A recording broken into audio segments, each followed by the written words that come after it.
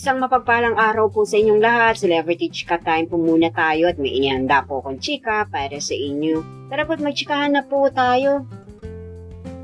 May Mendoza at Alden Richards, itong kanilang pinagkakaabalahang showbiz commitments. Yes, mga maka-celebrity chika time, yan po ang ichichika ko sa inyo na lubos rin pong usap-usapan sa social media ng mga netizens, lalong-lalo na nga po ng mga followers at supporters ni Maine at Alden. And of course, bago po tayo dumako riyan, nais ko po munang batiin mga team bahay, team abroad at mga seniors natin dyan. Shout out po sa inyong lahat at happy Tuesday po.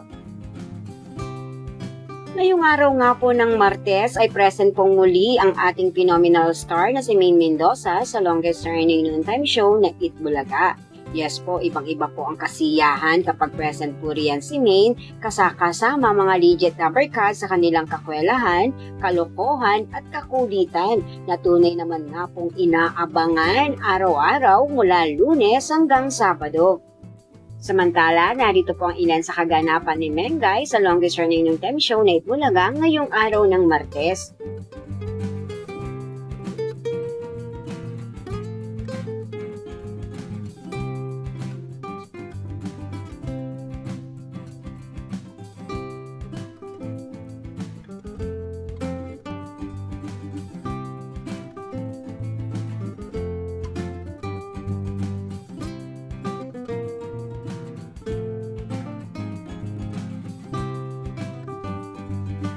Samantala, ang Asia's multimedia star na si Alden Richards, kanya naman nga pong ibinahagi sa kanyang social media account. Nag-My Day po ito ng kanyang kaganapan ngayong araw na nasa taping po ito ng kanyang TV commercial.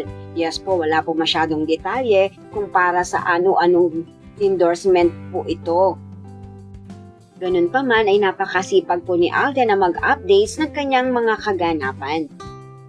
Yan po ang aking chika updates for today. Salamat po sa inyong panonood. Huwag po kalimutang mag-subscribe. Pwede po mag-comment sa ibaba.